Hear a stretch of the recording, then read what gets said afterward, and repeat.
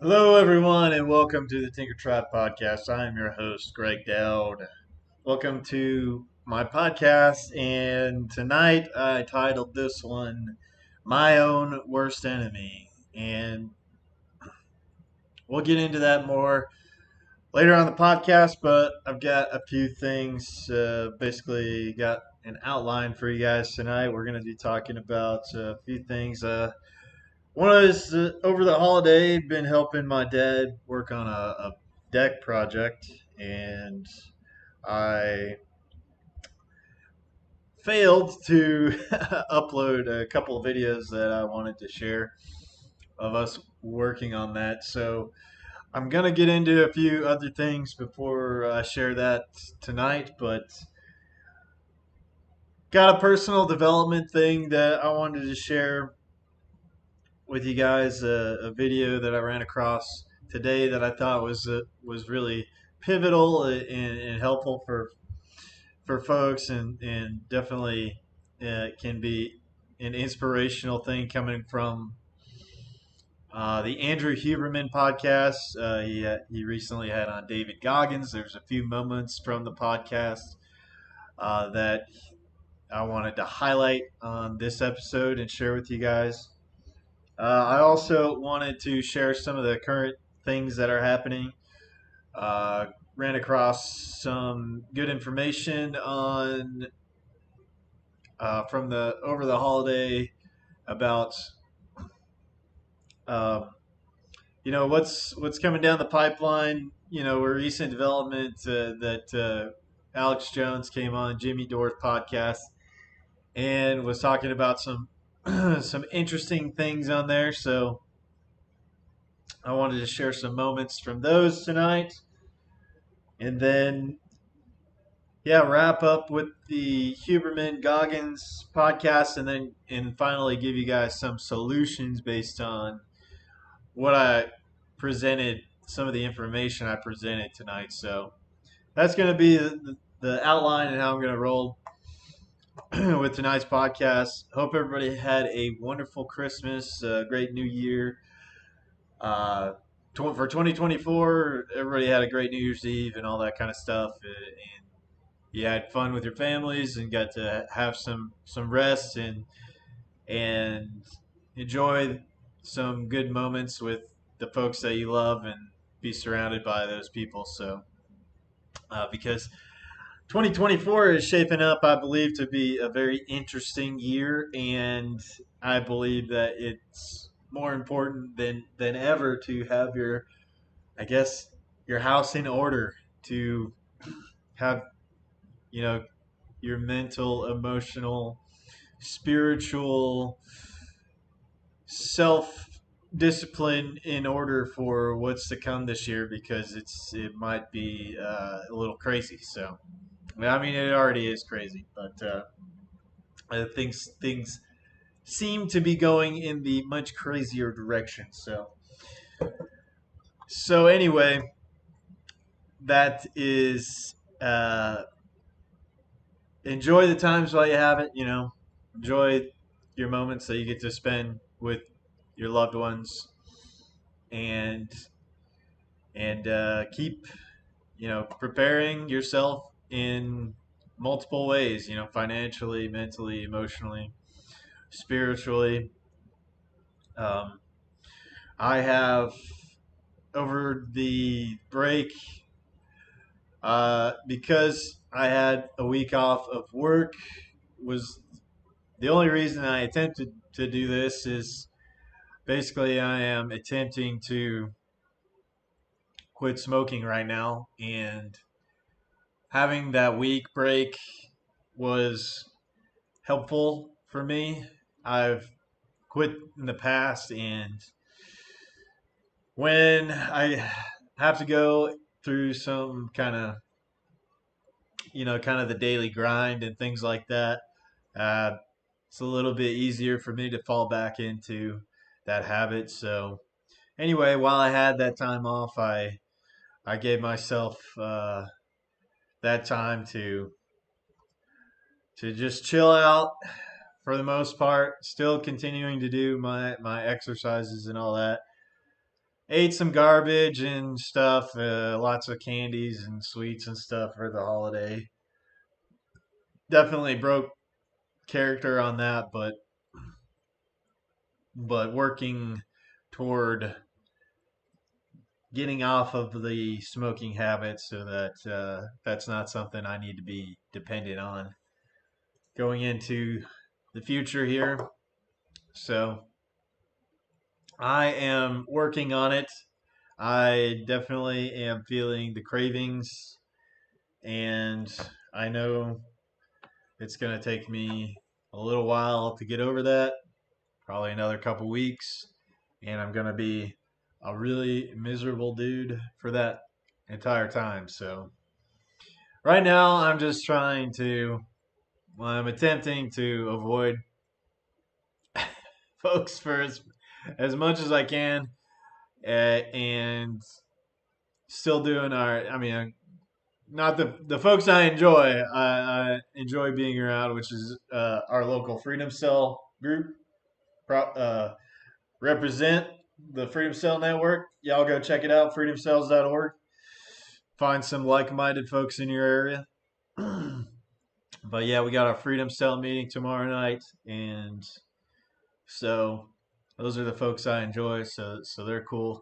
I also got this little anti-smoking aid thing. It's a little fume thing. They come with these little cores, these little foam cores that they put like essential oils and stuff in. But anyway, this is how I quit last time. And you buy these little cores, and I was like, well, now I'm just going to be buying the cores and whatever. But really, I think what's more instrumental about it is like I don't even need the cores really. I just need something to like I don't know, just to have that kind of thing. There is a little bit of the essential oils in this one from when I got some of those things. So anyway, I'm just gonna let this drag out as much as I can and just use it whenever I feel like a really intense craving or something like that. I'll go to this thing and just it helps me psychologically. I think while I am going through the nicotine withdrawals. Also, did not get very good sleep last night, so I am going to, give it my best shot tonight on the podcast, and then I might call it a little early, like I did last time, so that I can crash. But but yeah, let me get into this, guys. I'll pull up the first video. This is actually where we're going to end tonight, but I didn't have the right video pulled up for you. Um, well, before we get into this tonight, let me describe for anybody that might be new to the channel, and thank you for all the folks that are new subscribers. Haven't said this, but I really appreciate everybody that comes on and becomes a subscriber to the channel. My aim is to bring people some useful information, to bring you folks that come and listen to me some useful information based on things that I'm learning and lessons learned from my life and projects and things that I'm learning and doing. I do my best to get that out to you guys and share that with you. Also, new things I'm learning, I key you in on those things, current events and stuff like that, and then the attempt and the value that I'm looking to bring is to give you some solutions that I see and uh, some actionable things you can do with your own life that you can implement that would be helpful from my own experiences and things I've run across. So that's what my podcast is all about, and I bring on guests from time to time when I can get some guests booked and sit them down for interviews, conversations that I am always looking for people that I find inspirational that have gone through, um, you know, uh, adversity and have come out the other side of it. Folks that are optimists that are looking to provide solutions to other people, and anyone that is, generally of that mindset that humanity deserves a W, and humanity um, is something that is a beautiful thing, and we can build a different system than the one we live in currently, um, by using alternative markets like the outside of our tax markets that are above ground, and create a parallel system so that instead of fighting what's there now, and you know this is a peaceful way to allow humanity to flourish by creating an alternative so that there's something there that people can move to if you're not in support of the current system. So, with all that said, tonight the first thing that I wanted to present to y'all is this interview from Whitney Webb, and this is a really great interview. I put it in the description. Is from the podcast What Bitcoin Did, and they get into Whitney Webb goes into a lot of the stuff about AI and the things with the new leader of Argentina, um, and uh, kind of talking about what is on the horizon. So, one of the key moments that I found in this interview here was, I believe, toward the end here, which is talking about a possible scenario where there would be in either limited access to the internet or a total internet down situation that is on the horizon potentially, from what the folks, they, them, those, the powers that should not be, intend for the rest of us, that things could get pretty chaotic in the next year, and what you should be thinking about in order to prepare for that. So one of those things is that potentiality of an internet limited access, or not very very sanitized internet. So while things could be in chaos, so Whitney's going to kind of lay this out for you, and while I play that, I'm going to work on getting the videos of our deck build uploaded to my Twitter so that I can share that on the live stream tonight. So I'll go ahead and do that, and we will come back in for some commentary here in a minute. Past of, and including the simulations of the Wall Street banks, the central banks, and the big tech firms all together simulating a massive cyber attack on the financial system as the reason that this will all be brought in. Whether that's from the World Economic Forum itself or the Carnegie Endowment, which at the time was run by William Burns, who is now CIA director. Yeah. That's definitely stuff to pay attention to. But what if that kind of stuff happens? Well, going back to Argentina for a second, I know a lot of people from Argentina. Their economy literally collapsed in 2001. What have those people said about, their advice in dealing with that kind of situation? Don't panic. Don't give in to the fear. Because if you're panicking, give in to the fear, you're not going to make good decisions. You're just not. You know, there's a lot to be said about preparing, but a lot of that preparedness needs to be mental preparedness too. So you don't give into the fear and panic. The reason they need these events to justify the implementation of these policies is so people are afraid, because people who are afraid are easily manipulated. Mm-hmm. And so that's very easy to handle. And it also makes it easier to handle if you talk to people in your family or in your, circle of friends or whatever about how stuff like this could happen. Try and prepare your base, you know what I mean? Mentally.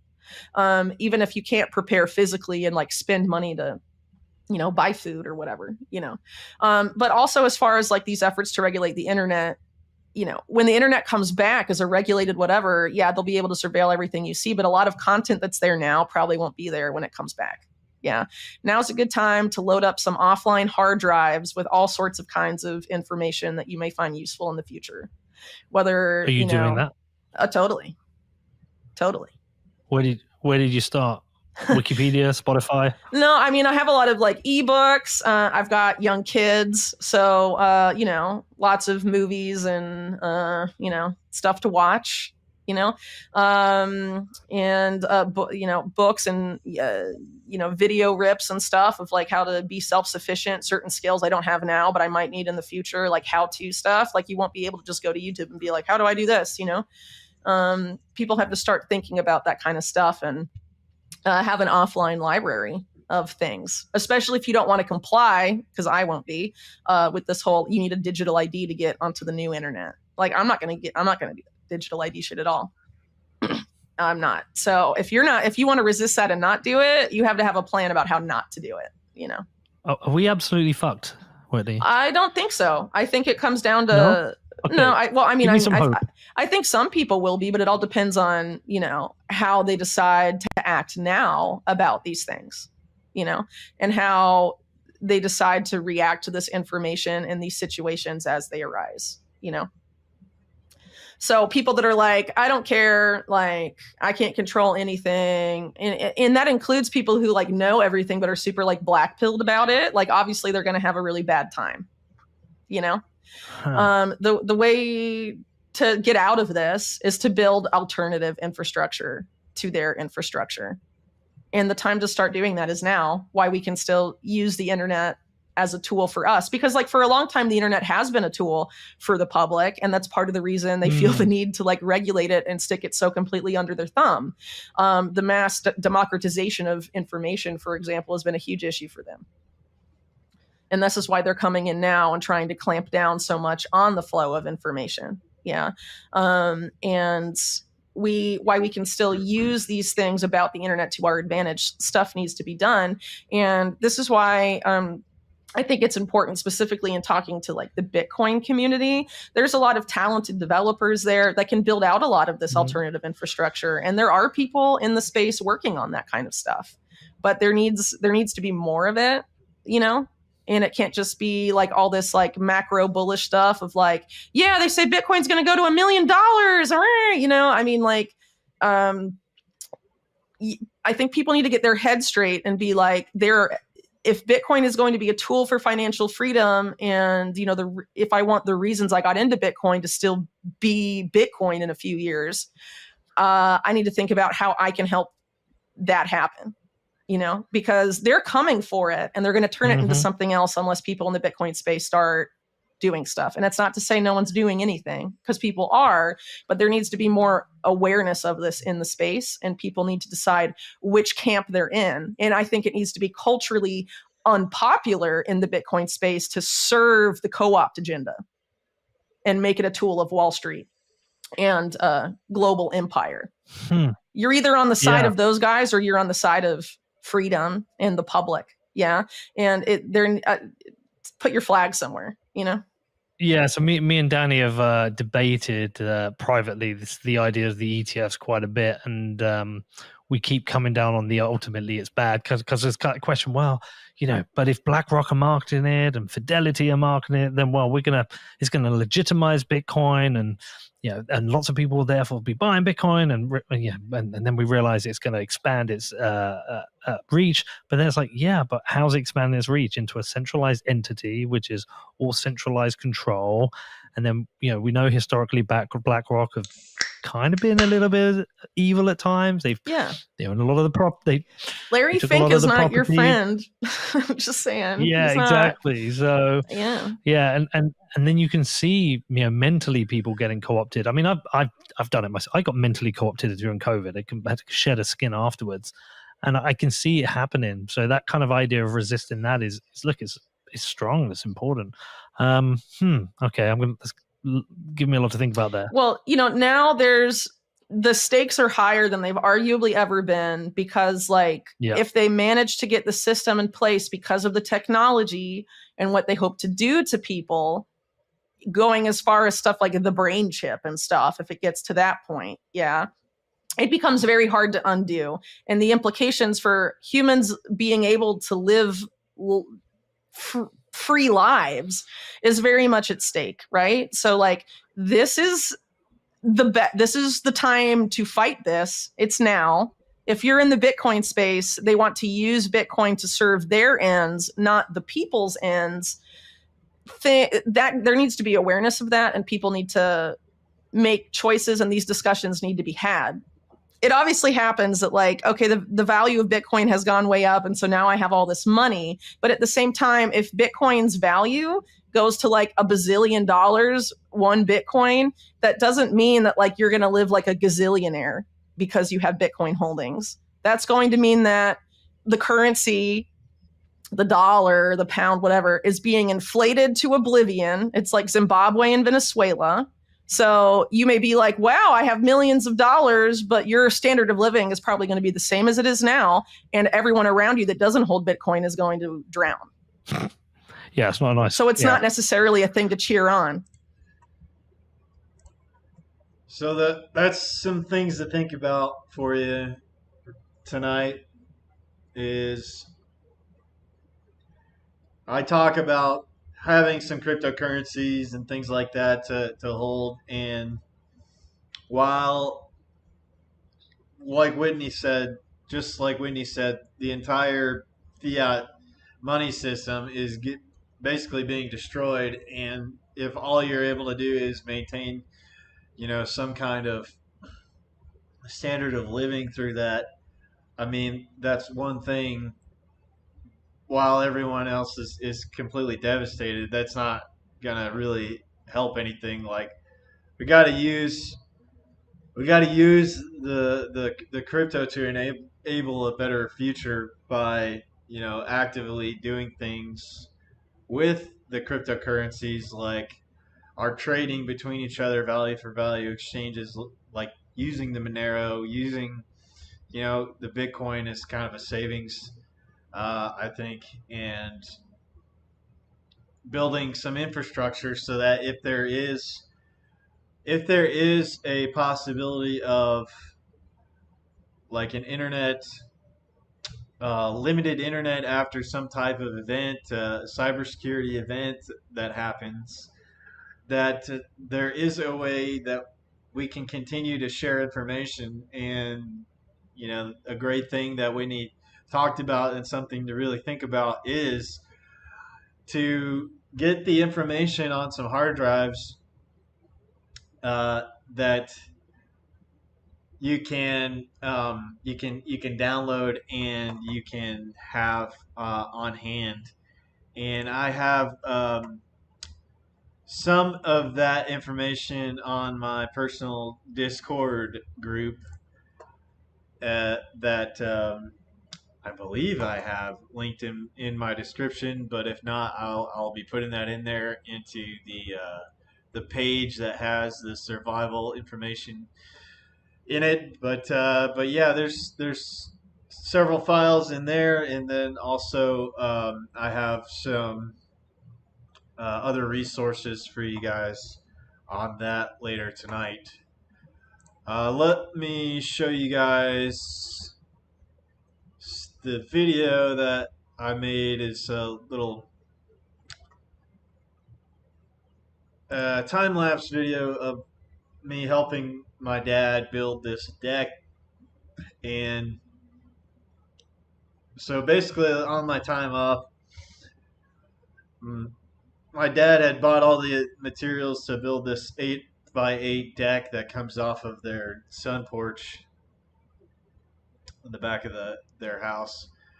And so spent the time to help. We poured these concrete footings using those cardboard tubes. They're like I think a foot in diameter, basically, and set some metal. It's like a metal bracket that is embedded in the concrete with a bolt that goes down into the concrete.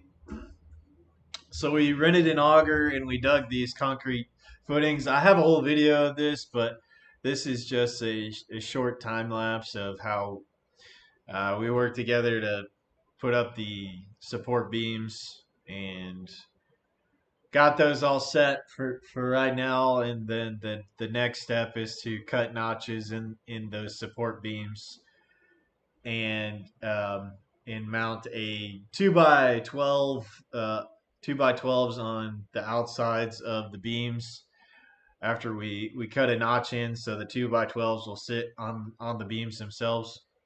So anyway, we got that done while I was off work over the holiday, um, between Christmas and New Year and all that stuff. So productive time off. Had some productive time off right there. Getting that work started and gonna get that finished as soon as possible. Getting that deck finished. Uh, as I have time available that I can help my dad with that project. So anyway, personal project down. I wanted to share that with you guys tonight. What can I say about that project? Yeah, we had to rent an auger to, and that was really the way to go. It was like we were hand digging the holes for the concrete supports, and um, this is pretty going to be pretty uh, heavy duty because we're watching some videos on how to do this. They're a good way, and figured out that even if supports are, you really don't want your supports like just pour concrete in with the support and it's sitting on the ground, because even the treated wood can rot over time and it'll rot away if it's contacting the ground. So I ran across some videos that were talking about putting them on concrete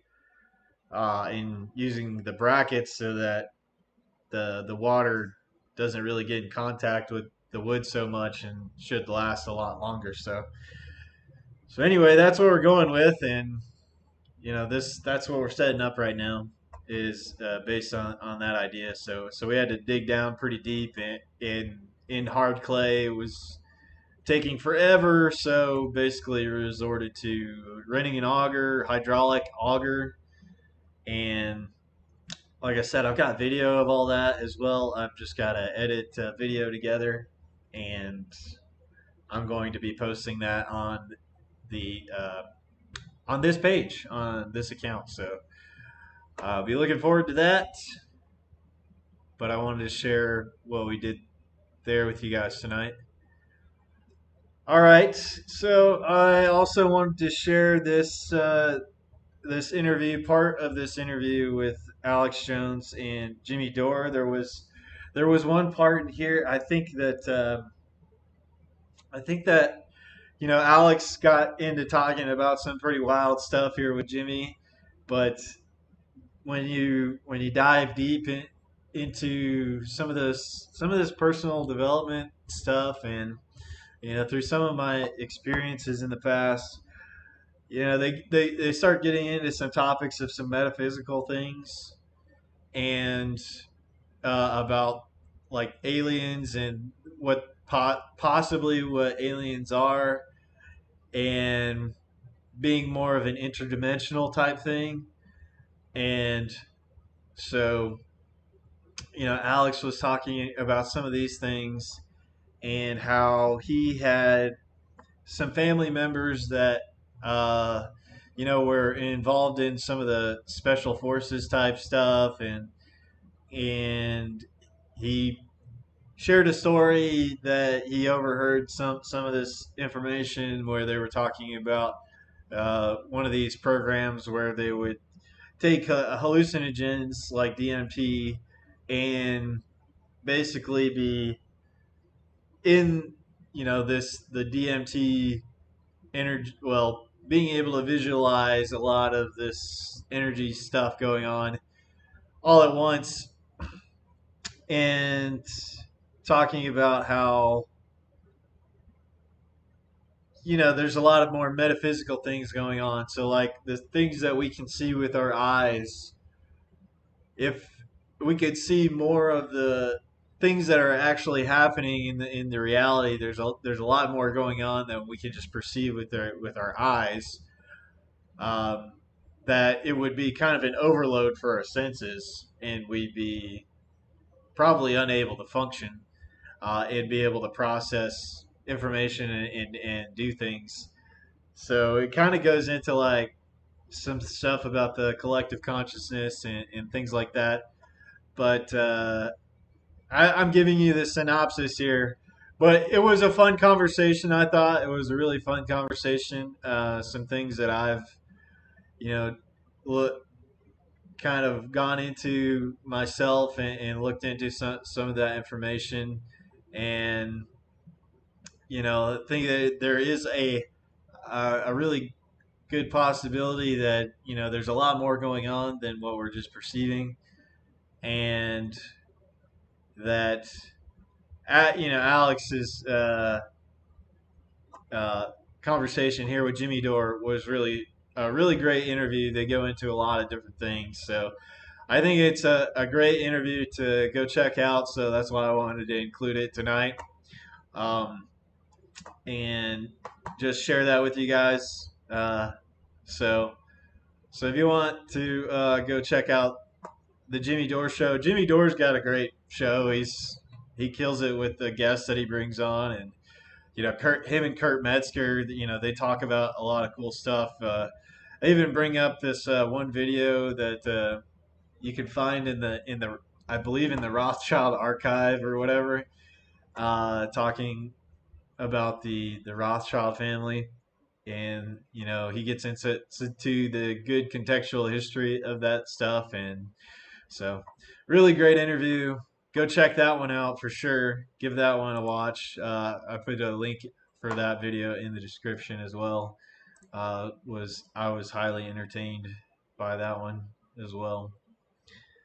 So the next thing that I wanted to share with you guys was in relation to personal development. And, if you've been listening to the podcast for a little while, you know that I am on a journey myself to work on myself through doing daily workouts and holding myself accountable to everybody on my channel, Take the Ride 23, by posting the videos daily of my daily workouts. And I slipped up over the holidays eating the stuff I shouldn't be eating and doing all that. But even it's sucked in doing the daily workouts. I've just been staying consistent with it and haven't given up on doing any of the workouts.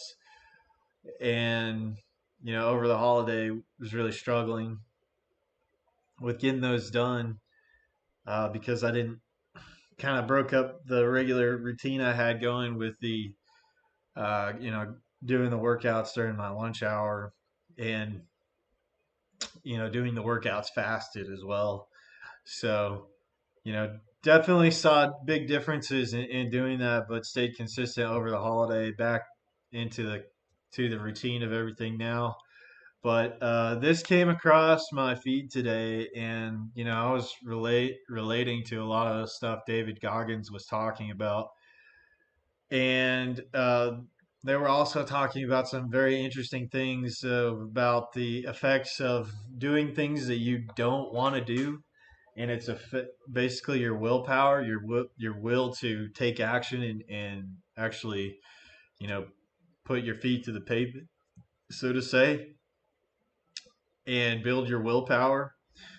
And talking about how when you actively do these things that you don't wish to do, it's actually growing parts of your brain, and pretty interesting information. So there's three key moments in this that I wanted to share with you guys. It's this one on brain and willpower, and then there's um, one on basically what David Goggins is saying is like it's up to you personally, and that's why I named the title of the episode "My Own Worst Enemy," is because nobody's coming to fix your life for you. You gotta take the initiative to do it yourself, and nobody gives a shit about you. Basically, nobody cares about you as much as you, and a lot of times the people that are close to you, they don't want to see you go through anything that's you know a difficult or painful situation for you that would lead to more growth for yourself. And sometimes the people that are closer to you can hold you back. Um, so I wanted to share part of that, which is him talking about how your personal development and adopting that willpower can affect your relationships, and what he learned through uh, doing this with relationships, and yeah, you being your best advocate and developing a mental talk that creates you have these two sides that I experience in myself a lot as well, is that you have that really negative talk in your mind that is just saying, don't worry about it today. Just your body hurts, man. Like, you don't have to worry about it today. Like, you did enough. Like, you just need to you just chill, and you're gonna be fine, man. Just like it, you're not gonna. It doesn't even matter anyway. It's like you're really bring yourself down, but then you have to motivate yourself and find however way you want to do that. But David talked about in this about kind of creating like an avatar to hold himself up to, like a character that he looked to that represented the guy that he wanted to become. And I think that and the self-talk that he developed was basically saying that, not lying to himself, saying that you're in a shit, you're in a bad situation, you got to get yourself out of this situation, and never, basically, never uh, letting yourself slip. So, and you being the agent for that, like if you just tell yourself, like what I was just talking about, like, it's gonna be okay, man, you can just chill today. That's just gonna put you in that comfort zone. And really, the progress and the growth comes from getting yourself and doing the stuff that you really freaking hate to do, but is gonna build you as a person. So, let's get into this. I got a few sections that I'm gonna play for you guys. Love it. But I think it's one that you'll appreciate. Most people don't know this, but there's a brain structure called the anterior mid-cingulate cortex. As we pointed out before, that's a noun, it's a name, it doesn't mean anything. We could call it the cookie monster. Right. But what's interesting about this brain area is there are now a lot of data in humans, not some mouse study, showing that when people do something they don't want to do, like add 3 hours of exercise per day or per week, or when people who are trying to diet and lose weight resist eating something. Right. When people do anything that they, and this is the important part, that they don't want to do. Right. It's not about adding more work. It's about adding more work that you don't want to do. Yes. This brain area gets bigger. Yep. Now, here's what's especially interesting about this brain area to me. And by the way, I'm only learning this recently because it's new data, but there's a lot of it. The anterior mid-cingulate cortex is smaller in obese people. It gets bigger when they diet. It's larger in athletes. It's especially large or grows larger in people that see themselves as challenged and overcome some challenge. Right. And in people that live a very long time, this area keeps its size. In many ways, scientists are starting to think of the anterior mid-cingulate cortex not just as one of the seats of willpower, Right. but perhaps actually the seat of the will to live. See, now we're talking. And when I learned about the anterior mid-cingulate cortex, I was like almost out of my seat. And I've been in the neuroscience game since I was 20. Now We're the we're same talking. age. And I was so pumped because I've heard of the amygdala, fear, prefrontal cortex, it's planning and action. I could tell you every brain area and I teach neuroanatomy to medical students. But when I started seeing the data on the anterior mid-cingulate cortex, I was like, whoa, this is interesting. Yep. And all the data point to the fact that we can build this area up. Yep. But that as quickly as we build it up, if we don't continue to invest in things that are hard for us, that we don't want to do, that's the part that feels so Goggin-esque Yes, sir. to me, that we don't want to do. Like if you love the ice bath, yeah, I love the ice bath, and you go from 1 minute to 10 minutes, guess what? Your anterior mid-cingulate cortex did not grow. None. But if you hate the cold water, if you're afraid of drowning and you get into water and put your head under, Yep. then your anterior mid and survive, then the anterior mid-cingulate cortex gets bigger. But if you don't do it the next day, or if you do it the next day and you enjoy it, because hey, I did it yesterday, woohoo, happy me, Merry Christmas, as you would Right. say. Merry Christmas. Guess what? The anterior mid-cingulate cortex shrinks again. Yep. To me, this is one of the most important discoveries that neuroscience has ever made, because it's that I don't want to do something, but do it anyway, That's right. that grows this area. And it's almost like I have a friend, he's been sober 30 years from alcohol. And he always says, you know, the amazing thing about addiction is there's a cure. The problem is it only works one day at a time. Yep. And so you have to renew it every day. That's right. So the anterior mid-cingulate cortex, to me, when I learned about it, two things went off in my head. Whoa, this is super interesting. And two, I got to tell David Goggins about this. And I waited until now glad. to tell you because I felt like, well, for obvious reasons, I wanted to tell you and I wanted to tell you here. Well, I love that because that's how I've lived my entire life. I don't know anything about that. But people go, man, you have such a strong will. It's something that you build. Like, I never forget, I was on a podcast one time, and this dude goes, you were blessed with a strong mind. Like, the hell are you talking about? I was blessed with a strong mind. That's something that you have to develop.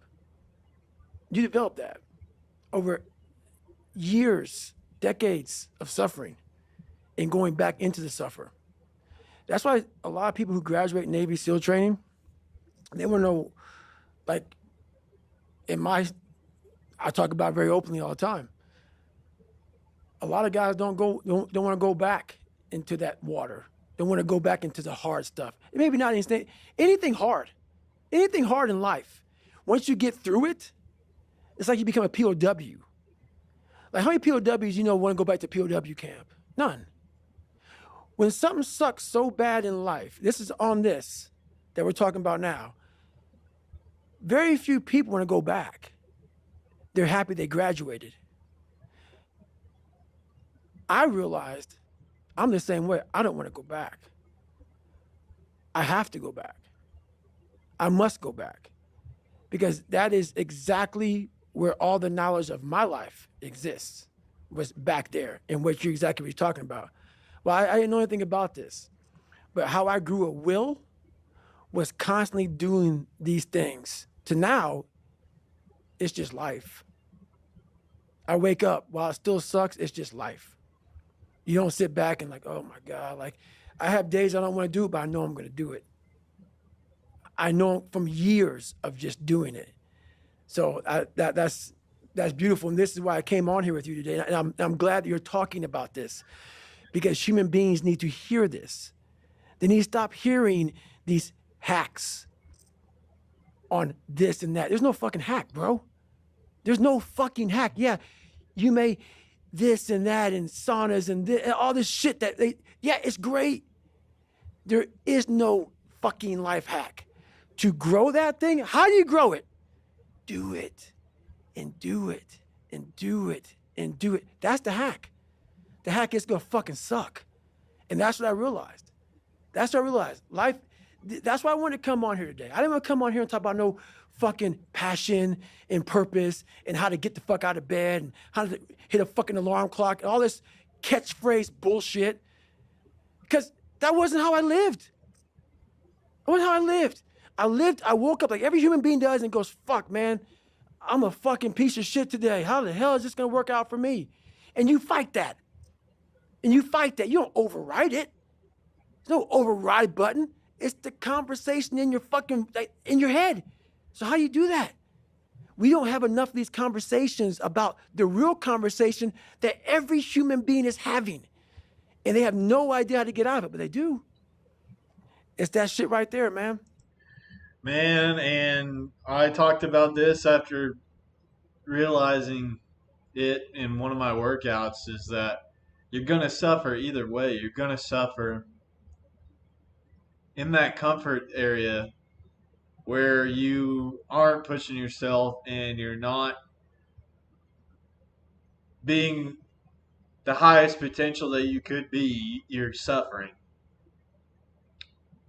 in, the way that you look, the way that you carry yourself, the way that your confidence is. And you may think that, you've got everything you need in your life and you're doing well, but there's got to be like there's that something in you that's like you can do more, you can be better. And yeah, I can relate to what he was talking about there because a lot of days that I'm going through this now, like I'm dealing with like this shoulder pain. I've got like freaking ankle pain that hurt my ankle, you know, probably like a couple weeks into this, and it's like it still sucks. And it's just like he said, it's like even though it's gonna suck, you get yourself to do it, and that's where the willpower grows, and that's where the growth comes from. So, uh, in this part about the brain, that part of your anterior mid-cingulate cortex growing whenever you face something that you know is going to completely suck and you do it anyway and develop that discipline and that consistency in your life is what drives the growth of that. Is really interesting. And instead of the Tim Cook that I had on the podcast a while back talked about that, with the poverty mindset. Instead of saying, I can't, just say like, how can I?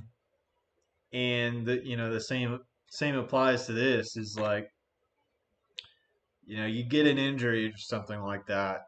And instead of saying, well, I can't do my workout because I've got this injury and I can't do that workout. Like, instead say, how can I?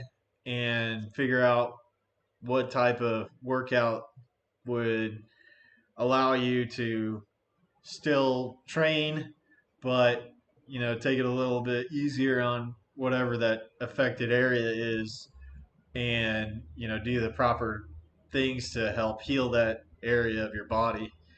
Um, so yeah, I had to do that today, where my rotator cuff is really messed up, and I've been doing push-ups like these push-up exercises and planks on a regular schedule. Well, the push-ups is aggravating the rotator cuff, and I don't want to do that and aggravate it more. So, but the planks that haven't been. So I did the planks, and then I shifted the workout to do more of a core and a cardio kind of thing for today.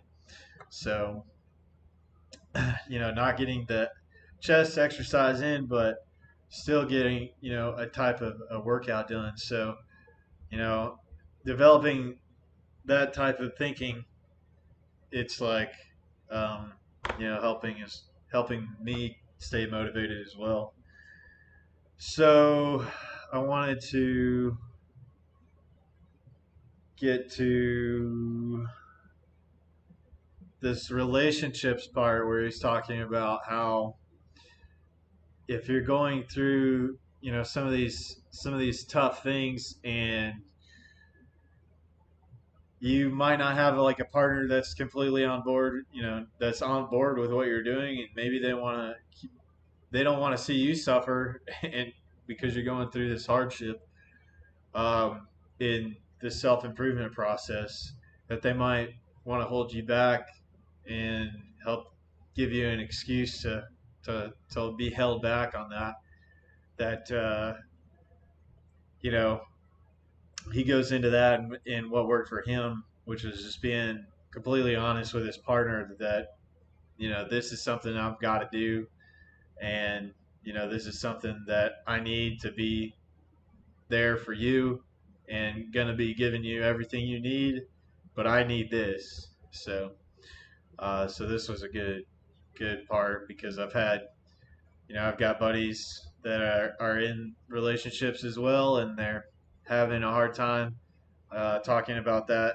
with their partners as well, and so I thought that this could be a helpful thing to share this section as well. There's a question I've been wanting to ask you since we started, and I thought about coming in here, and I've been thinking about in the weeks ahead of this, and I'm going to just come clean and say I don't exactly know how to ask the question. Just ask it. So it's about relationships. Oh, do it, man. So I know in myself that my discipline is much higher when it's just me, but that's because I had certain things early on, but then I was a terrible student, barely finished high school. But then when I got serious, but I did that by staying away from everybody. And anyone who's ever had a relationship of any kind, but in particular romantic relationships, knows that yes, you can derive tremendous support from those. Like, you got this, baby, you can go. And you're like, yeah, I got this. She said, I got this. Right. Feels great to finish something and share with someone, share a meal, get the hug. But there's another side to all of that. Right. That I'd like to learn more about from you, which is there's a warm body next to you in bed in the morning. You don't want to get up. They also have needs. You've got your mission. That people sometimes need things from us, right. But also oftentimes the people that love us most, that truly love us and that want to support us, don't understand this thing. And they're the first people to tell us, like, listen, take a day off. And then this whole cycle, at least in my head, goes off like, you just want a vacation. And then it's almost like a paranoia. I'm not saying anything nice about myself right now. Right. Oh, good, man. Former girlfriends are going to be like, yeah, like, that they remember. And so support of people close to you is critical. This could be friends, could be romantic partners, whatever. But they're also, the knife cuts both ways. Yep. It can be the thing that can really undermine this thing that you're talking about, because the people that care about us also want to see us comfortable. Right. They want to see us happy. They want to see us peaceful. They want to see us wake up from a great night's sleep, and they want things too. Right. So how do you untangle that whole bit? Well, it's funny, man. I'm unbalanced, but I'm mostly unbalanced towards the family side. People don't get about me. I start being unbalanced. I get all my stuff in. But what I do is I make sure that my family has everything they need. Everything they need. those who want to be part of my family. Some don't. Some family members don't want to be part of David Goggins. I get it. I got it. That's life. Those who are part of my family, I give them everything they need so they can leave me the fuck alone. I make sure you're happy as fuck because I got to go to work. And I don't mean smoke jumping. I don't mean running. I mean all of it. It takes I can't have you in my fucking shit. Can't. So I know for me to have a family, I got to make sure that you realize I'm going to give you everything you need. So when you start bitching at me, I'm going to say, look, hang on. I dedicated my life to give you everything you need. I need this time right here for me to be the best I can be because this journey started without anybody. And I make sure everybody knows that who comes in my life. I've been left, think about it. I was left alone at a young age to figure this shit out. I figured it out for myself, and it's been very successful for myself. No one's going to come in here and fuck with my shit. That's why I make sure I will take care of whatever you need. Whatever you need from me, you got it. Money, house, my love, my support, I'm going to give you everything you need. That said, I do it at the highest level possible. And I'm saying it with Jennifer in the next room. So please come here and say something if it's wrong, Jennifer. I don't give a fuck. Say what you got to say. So then when it's time for me to go to work, I expect you to do the same for me because it takes every bit of me to do what I have to do. So I make sure that I'm very unbalanced for my family so I can be exactly that unbalanced for myself. And that's how I do it. I let people know right up front, I'm not what you want in a man. I guarantee that. There's gonna be a lot of late nights, a lot of early mornings, a lot of times where I gotta be by myself, thinking about the process that is next in my mind. I can't have aggravation, I can't have this, can't have that. There's a lot of things, but I let them know up front. I'm very vocal about that. Sometimes relationships work for me, sometimes they didn't. But that's who I am. One thing I did wrong in my life was I tried for so many years to please people. And I did it at the expense of myself. I was leaving a lot in the tank. And when you do that, you stop living. But the person in your life is happy as fuck because you're giving them everything they want. They have their life is full, but you feel empty. And that's not a relationship to me. So for me, it's important that you know exactly who I am because this is what life made. And I'm not trying to change it because I just figured it out. So I'm not trying to compromise David Goggins. I will never, ever compromise David Goggins. That doesn't mean I won't give you what you need and what you want and what you desire. But I don't need money. I don't need fame. I don't need shit. So I give it all away. What I do need is to make sure that that willpower is worked on every fucking day and every night for the rest of my life. Because that's the one thing that's going to keep me feeding you, keeping you where you need to be. Because once that willpower is gone, 300-pound David Goggins, he may not look like it, but I will walk around with it. So the things that are important to you in life, you must do always, or you're nobody. And that's how I handle relationships. Yeah, that is something that I have struggled with a lot in my life is being a people pleaser type person, and especially in relationships where you're trying to, impress the other person, and you kind of lose who you are in that process, and so sometimes, um, especially for myself, and sacrifice, you know, or not, or even entering something with another person and not truly knowing yourself, and basically kind of getting lost in another person, and always wanting to impress that person and sacrificing some things that you've been building yourself to try to win over this other person, but it doesn't end up working out because you're not truly being who you really are, which is um, something I took away from what he said there. And then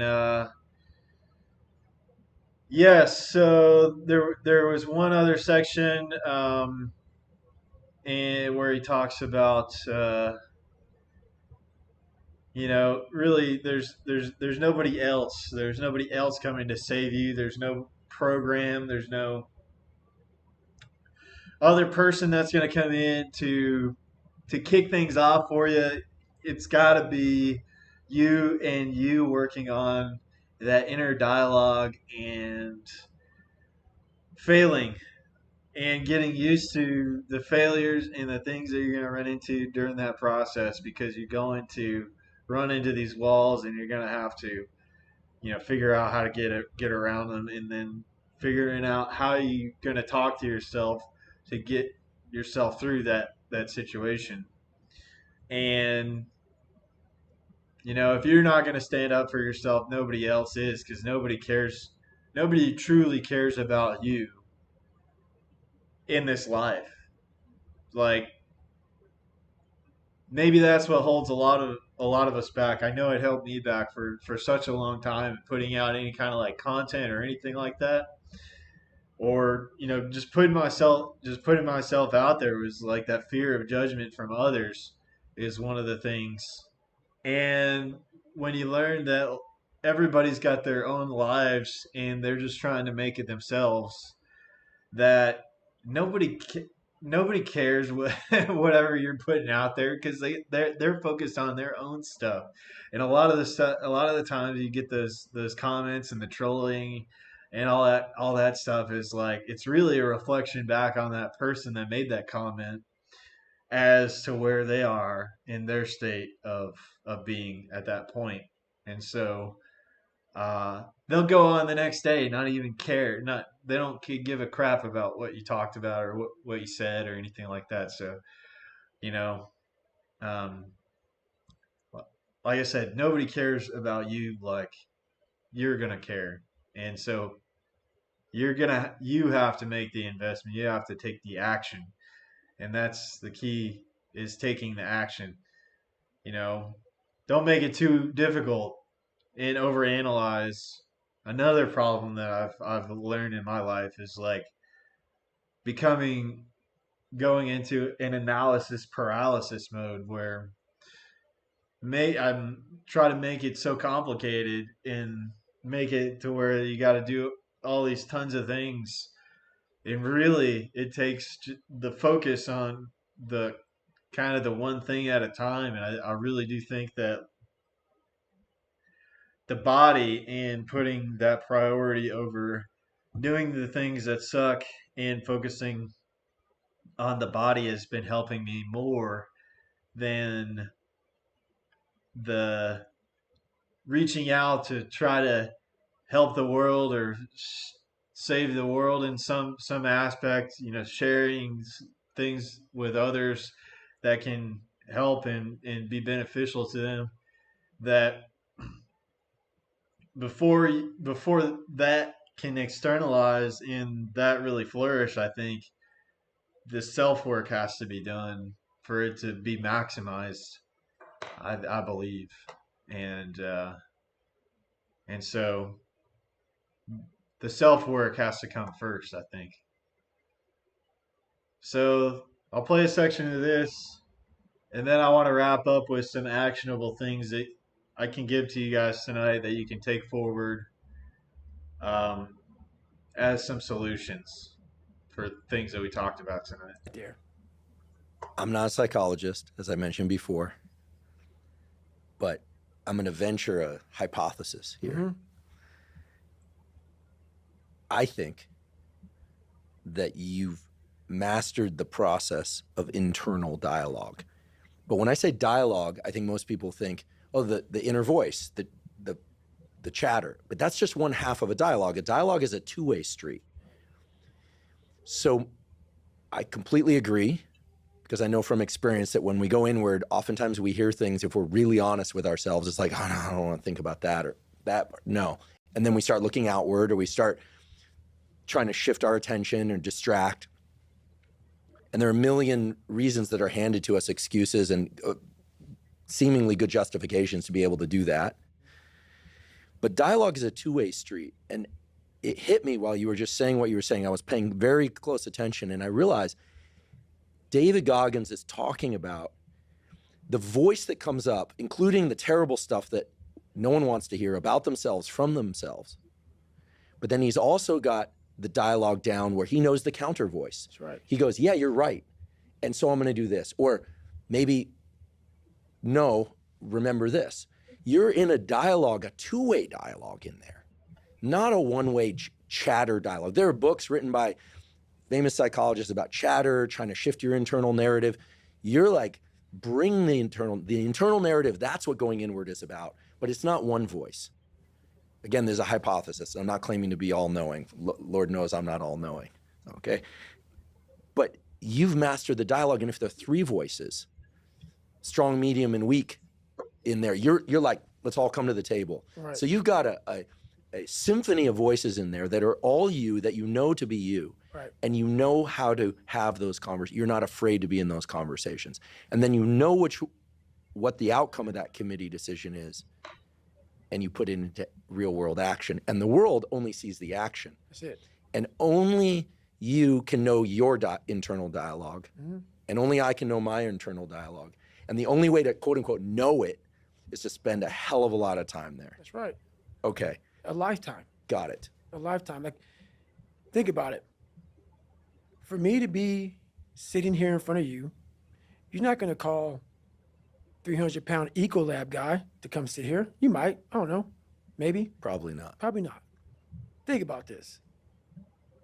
What we teach people is kindness to yourself. Do you think if I taught myself kindness, and I agree with it, guys, so many people take me out of context, it's ridiculous.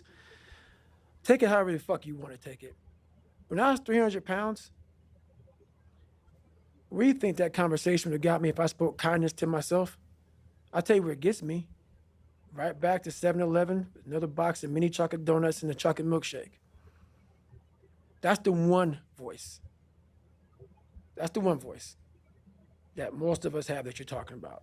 If you don't have a conversation in there, the other voice that you create that says, okay, how does this look? It looks very ugly. That kind conversation for me went away a long time ago, which is why the dialogue is now, which you see a lot of action, because most people have inaction, because there's one person talking. And that one person is always leading you down the same path, the path that makes you feel very comfortable and happy with yourself. The second you create the other voice, there's conflict. There's battles, there's wars, there's defeat. One thing I learned, I taught myself this, and people go, I don't understand what you're saying. I'm gonna try to break it down real quick. I didn't teach myself victory first. I taught myself failure. I taught myself how to fail.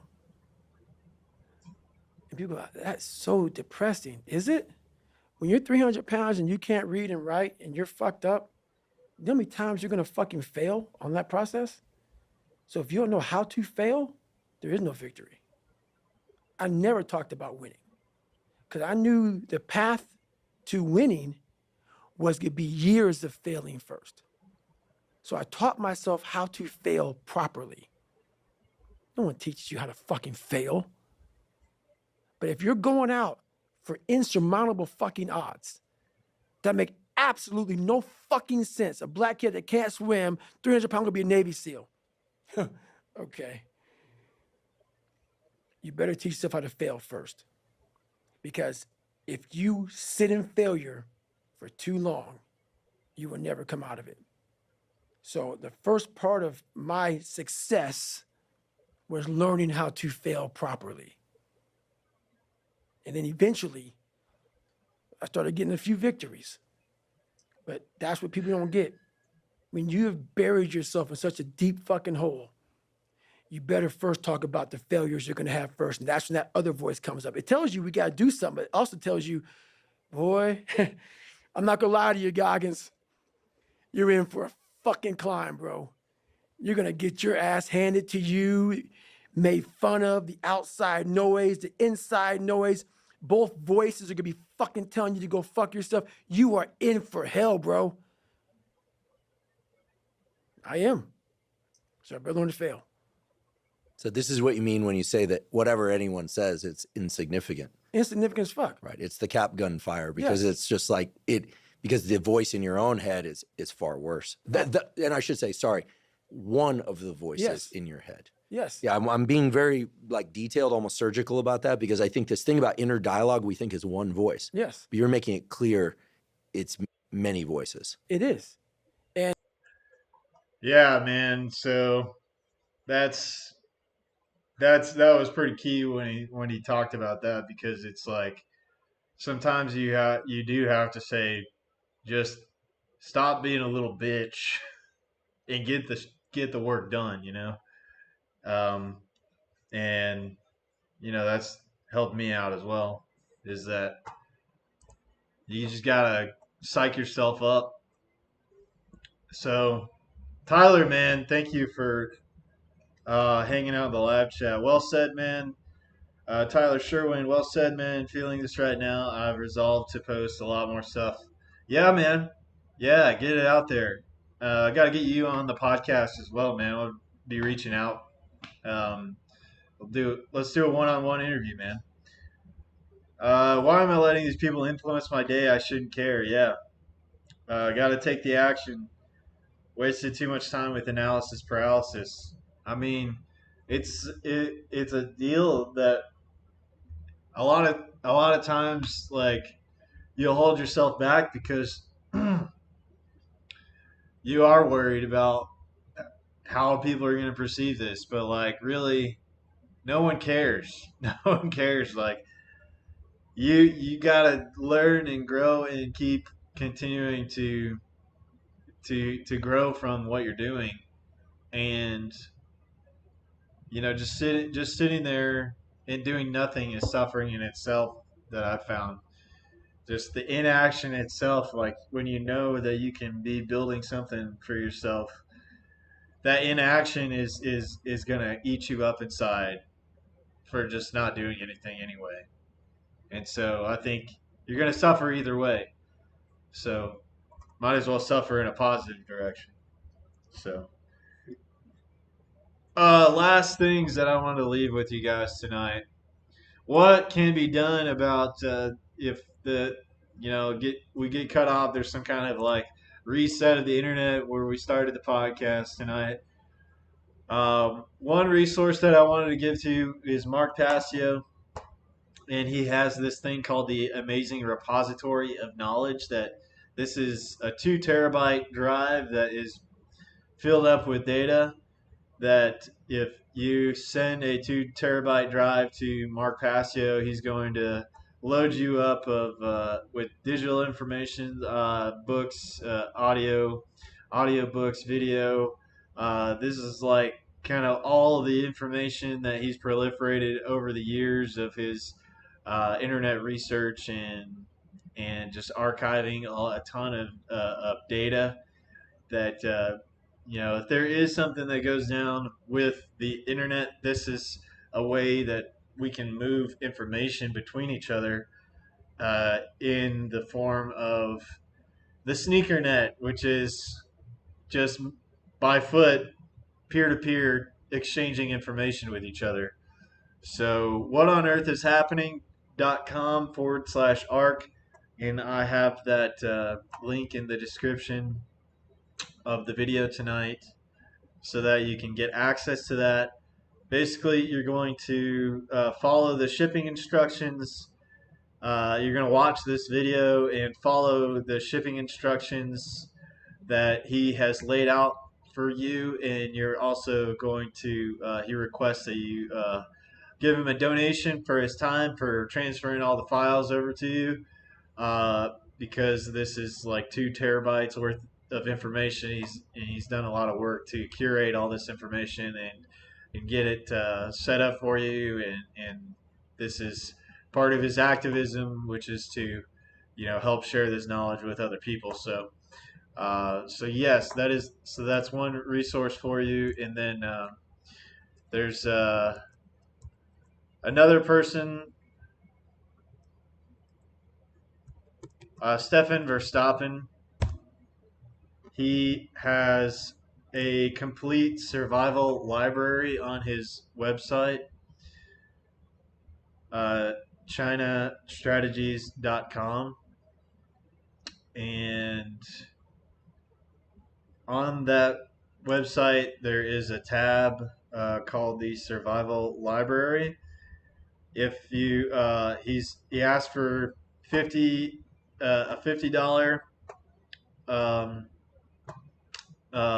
payment, and you get access to his complete library of all the survival stuff that he has curated over the years. So chinastrategies.com/survival library, survival-library.